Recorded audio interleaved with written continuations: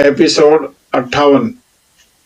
Title: Afghanistan में हिंदूशाही साम्राज्य का पतन कैसे हुआ। भाग 3।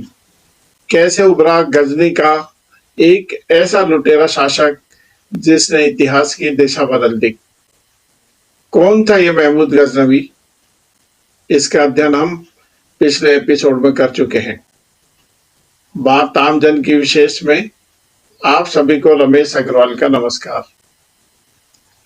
आइए आज एनालिसिस करते हैं कि महमूद गजनवी क्या एक लुटेरा था, जैसा कि भारतीय इतिहासकारों ने अपने इतिहास में लिखा है, या महमूद गजनवी एक महत्वाकांक्षी विजेता था जिसने अफगानिस्तान के गजनी को दुनिया की सबसे बड़ी इस्लामी सल्तनत के रूप में स्थापित कर दिया। लेकिन इससे भी बड़ा प्रश्न है कि क्या महमूद गजनवी के केवल 17 आक्रमणों ने ही अफगानिस्तान को एक बौद्ध भूमि से मुस्लिम बहुल देश बना दिया? यदि नहीं, तो फिर यह परिवर्तन कब और कैसे हुआ? क्या यह परिवर्तन तलवार की धार पर हुआ, या इसके पीछे सदियों तक चलने वाली राजनीतिक, सैन्य, सामाजिक और आर्थिक प्रक्रियाएं थी? क्या हिंदूशाही राजा जयपाल, आनंद पाल और त्रिलोचन पाल इनकी पराजय हुई थी, और इसी बदलाव से अफगानिस्तान में क्या इस्लामी शासन का शुभारंभ हुआ था? ये बदलाव की कहानी अर्थात इस्लामी शासन की कहानी इनकी पराजय से पहले अफगानिस्तान में प्रारंभ हो गई थी। और महमूद गजनवी के बाद क्या हुआ? क्या उसके वंशजों ने इस प्रक्रिया को आगे बढ़ाया, या फिर गोरी, गजनवी, मंगोल और तैमूर शासकों के दौरे में अफगानिस्तान का स्वरूप पूरी तरह से बदल गया? लेकिन इससे भी बड़ा प्रश्न है मित्रों, अगर ऐसा नहीं हुआ तो फिर यह परिवर्तन कैसे हुआ? गजनी के इस मोहम्मद ने अर्थात मोहम्मद गजनवी ने इस क्षेत्र पर अर्थात भारत खंड पर 17 बार आक्रमण किए थे। आज इन्हीं आक्रमणों का हम इस एपिसोड में एनालिसिस करने वाले हैं।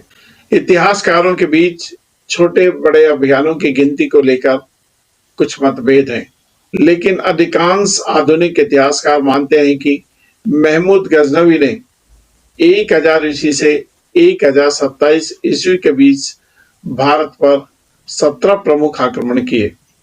इनमें सबसे पहला आक्रमण है 1001 ईस्वी में पेशावर के युद्ध से प्रारंभ होता है, जिस समय राजा जयपाल पर आक्रमण किया गया था।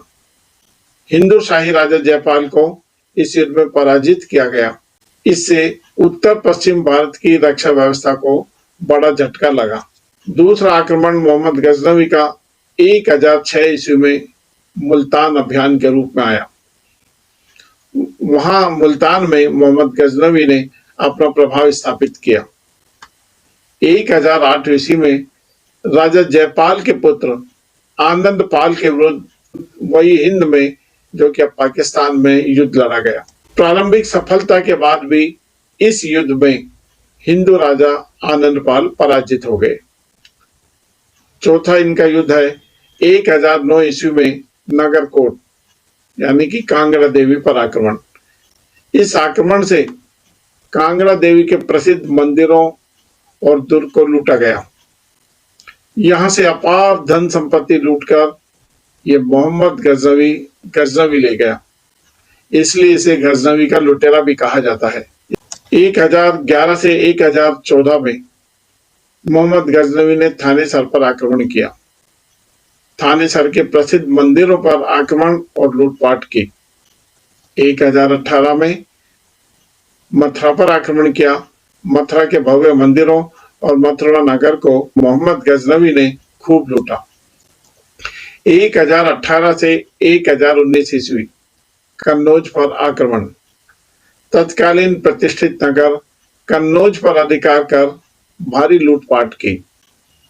1022 से 1023 ईस्वी में कालिंजर और ग्वालियर क्षेत्र, जहां पर चंदेल शासकों का शासन था, वहां इसने आक्रमण किया और उन लोगों से बहुत उपहार और लूटपाट कर बहुत पैसा प्राप्त किया। 1025 से 1026 ईस्वी में जो सबसे महत्वपूर्ण आक्रमण मोहम्मद गजनवी का था वो था सोमनाथ के मंदिर पर आक्रमण।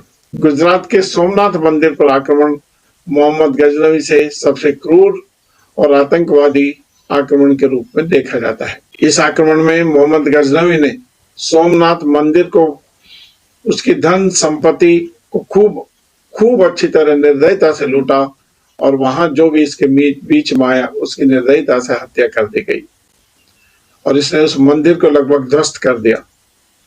ये भारत के मध्यकालीन इतिहास में भी उल्लेखित है।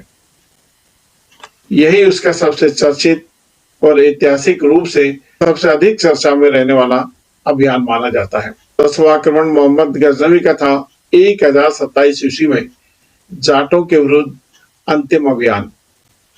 सिंध क्षेत्र के जाटों पर मोहम्मद गजनवी द्वारा आक्रमण किया गया, जिसे उसका भारत से संबंधित अंतिम प्रमुख सैन्य अभियान माना जाता है।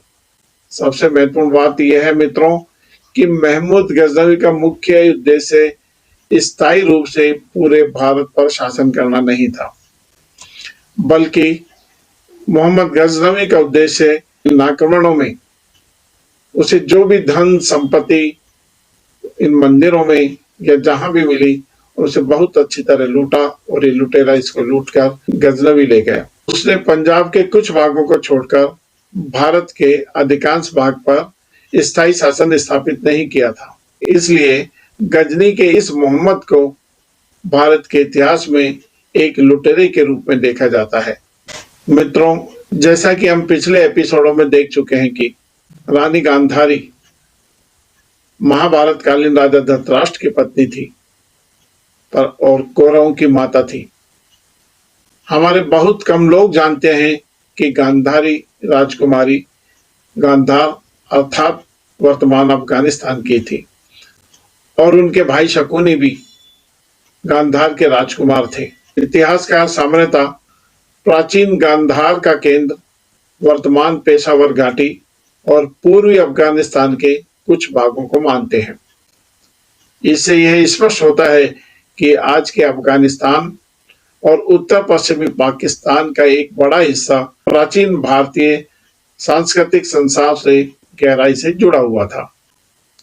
मित्रों, यही वह भूमि थी जहां वेद की ऋचाएं और संस्कृत भाषा और प्राकृत भाषा का प्रादुर्भाव हुआ था और बाद में भगवान बुद्ध भी इस भूमि से जुड़ गए, उनका संदेश भी इस भूमि तक पहुंचा और तक्षशिला जैसे विश्वविद्यालय शिक्षा केंद्र ने इसी व्यापक गांधार क्षेत्र की सांस्कृतिक पहचान को विश्व भर में प्रसिद्ध किया। अर्थात तक्षशिला का प्रसिद्ध विश्वविद्यालय इसी गांधार क्षेत्र में था। यहाँ पर भारत, चीन, मध्य एशिया और अन्य क्षेत्रों से विद्यार्थी शिक्षा प्राप्त करने आते थे। मित्रों, तक्षशिला विश्वविद्यालय के उत्थान और पतन की कहानी हम अगले एपिसोड में अध्ययन करेंगे। तब तक के लिए नमस्कार, शुभ रात्रि। अगर आपको ये इतिहास की कहानी पसंद आई हो, गांधार की कहानी पसंद आई हो, तो इस एपिसोड को शेयर करें, लाइक करें और सब्सक्राइब करें। कल इसी समय फिर एक अन्य इतिहास के साथ जो कि तक्षशिला से संबंधित होगा आपके सामने उपस्थित होंगे। तब तक के लिए नमस्कार, शुभ रात्रि, धन्यवाद।